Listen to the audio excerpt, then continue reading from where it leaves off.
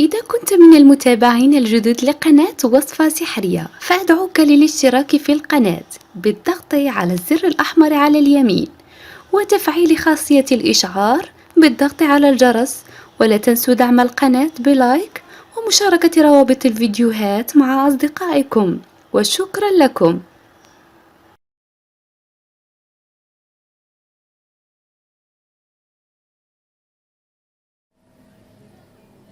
السلام عليكم ورحمة الله، مرحبا بكل من يشاهد هذا الفيديو من قناة وصفة سحرية للوصفات الطبيعية. كيف حالكم؟ أتمنى أن تكونوا بألف خير وبصحة جيدة. في هذا الفيديو بإذن الله سوف أقدم وصفة طبيعية للتخلص من السعال أو الكحة والتهاب الحلق ونزلات البرد أو ما يسمى بالإنفلونزا. التهاب الحلق والإنفلونزا يصاب به العديد من الناس في هذا الفصل بالذات، أي في بداية فصل الشتاء، لأن درجة الحرارة تنزل ويسهل الإصابة بالإنفلونزا. في بعض المرات يكون السعال والكحة شديدين جدا وخاصة في الليل، وسعال حاد وجاف كذلك. فإذا كنتم تعانون من هذا المشكل وتريدون علاج سريع وفوري وطبيعي فشاهدوا معي هذا الفيديو للآخر. إذن لعلاج السعال وللقضاء على البلغم من الاستعمال الأول سوف نصنع علاج ودواء طبيعي.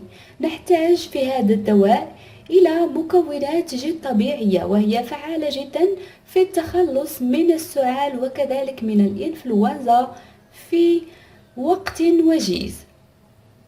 سوف نحتاج كما شاهدتم معي إلى المكون الأول وهو الثوم. فصوص الثوم. الثوم فعال جدا لأنه يحتوي على مجموعة من المواد المضادة للميكروبات والجراثيم ويقوي المناعة لدى المصاب. وسوف نحتاج إلى المكون الثاني، إنه كما لاحظتم التين المجفف. هذه الفاكهة المباركة مذكورة في القرآن لأن لها فوائد عديدة للإنسان. فالتين المجفف يعالج التهاب الجهاز التنفسي ويلين الحنجرة والقصبات الهوائية، وهو كذلك مسكن طبيعي للسعال وخاصة في الليل. والمكون الثالث سوف نحتاج إلى زيت الزيتون الطبيعي. زيت الزيتون من أفضل ما يكون لتليين الحنجرة والحلق وكذلك تسكين السعال. إذن على بركة الله سوف نقوم بتحضير الوصفة. أولا سوف نقوم بتفكيك فصوص الثوم بهذا الشكل حتى نحصل على فصوص متعددة.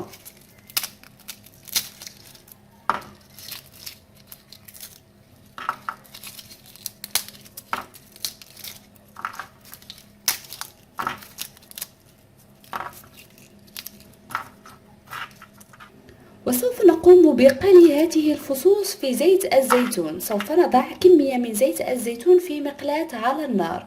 بعد ذلك سوف نضع هذه الفصوص في المقلاة، وطبعا سوف نقوم بتقليبها حتى تصبح مستوية، ثم سوف نزيلها.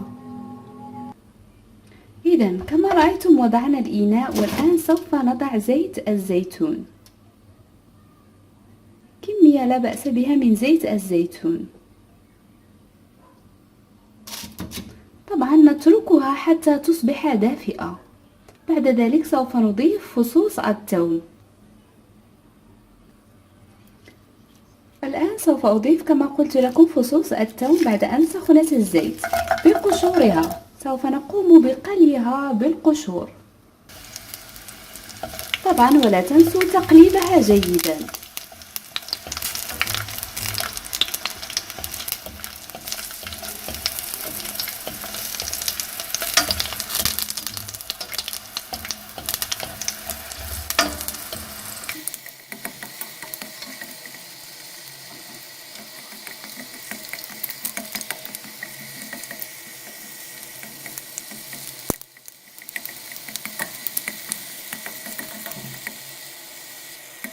إذن تقومون بتقليبها جيدا حتى يصبح لونها ذهبي ومحمر. بعد ذلك سوف تزيلونها.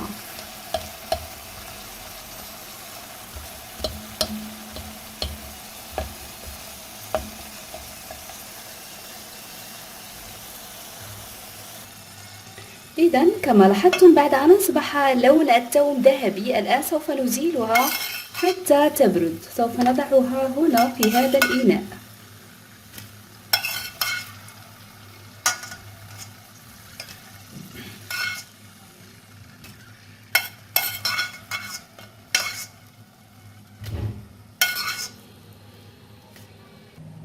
وفي المرحلة الثانية سوف نقوم بتقشير الثوم. طبعا بعدما بردت سوف نقوم بتقشيرها وإزالة القشر عليها.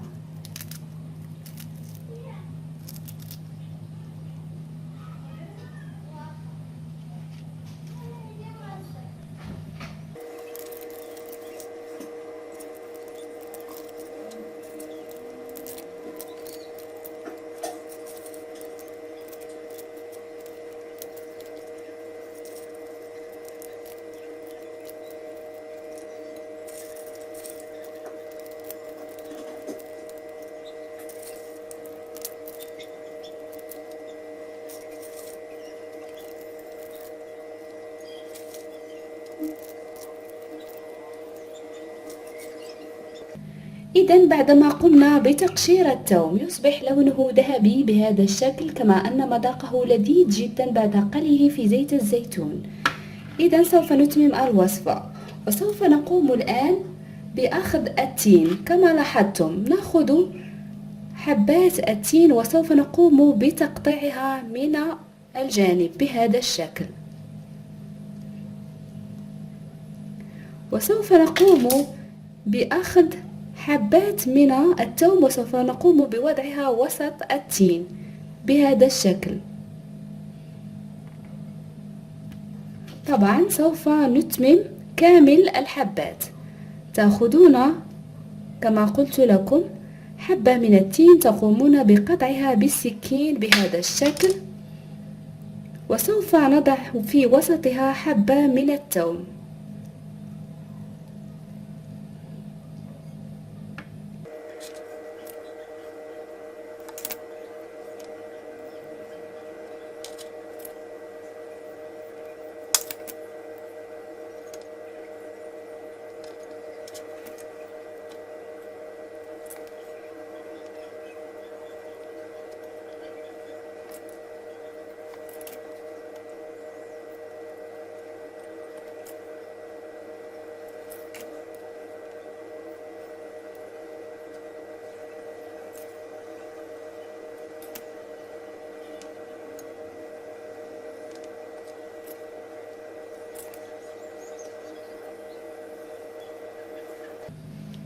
ونحصل على هذه الحبات، حبات التين المجفف المحشوة بالثوم المقلي في الزيت، تكون بهذا الشكل.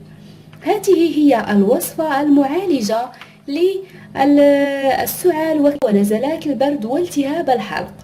وطريقة استعمال هذه الوصفة: تتناولون حبة واحدة من هذا التين المحشو بالثوم، حبة قبل الفطور وحبة قبل النوم.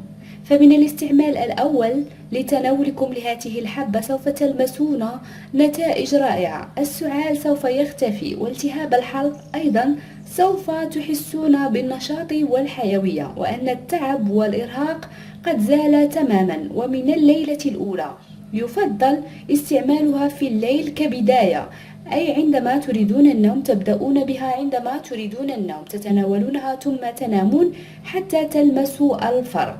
فهذه الوصفة هي رائعة ومجربة، وأحببت أن أتشاركها معكم لكي تستفادوا منها، وهي صالحة أيضا حتى للأطفال.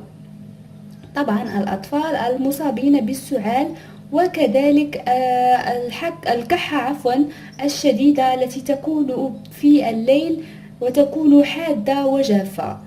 فهذا هو الدواء المعالج للسعال وبسرعة وفي الحين. وإذا لم تنفع معكم هذه الوصفة من الاستعمال الأول فيجب المداومة عليها. فطبعا حسب كل استجابة كل حالة، لأن السعال يختلف حسب كل شخص وحسب السعال ونوع السعال. على العموم هذه الوصفة هي فعالة جدا لجميع أنواع السعال، سواء الجاف أو الحاد أو كذلك السعال الذي فيه بلغم أو بدون بلغم.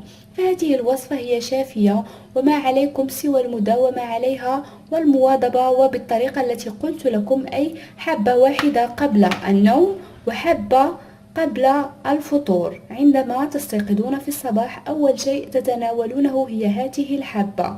طبعا يمكنكم صنع كمية بضع حبات مثل ما صنعت أنا، لكي تحتفظوا بها لاستعمال تقريبا 3 أيام.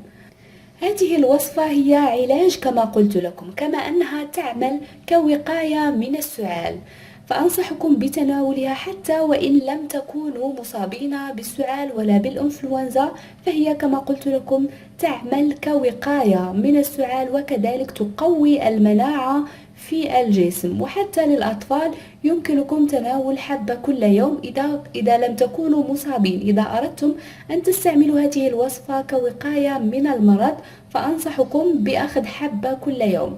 أما إذا كنتم مصابين بالسعال وتريدون والشفاء منه بسهولة فتناولوها بالطريقة التي أخبرتكم، أي حبة قبل النوم وحبة قبل الفطور. إذن أصدقائي صديقاتي، أتمنى أن تجربوا هذه الوصفة لعلاج التهاب الحلق والسعال والإنفلونزا، لأنها تستحق التجربة. إذا أعجبكم الفيديو لا تنسوا لايك للتشجيع، واعملوا مشاركة لرابط الفيديو عبر وسائل التواصل لكي تعم الفائدة على الجميع. وإلى اللقاء في وصفة أخرى بإذن الله.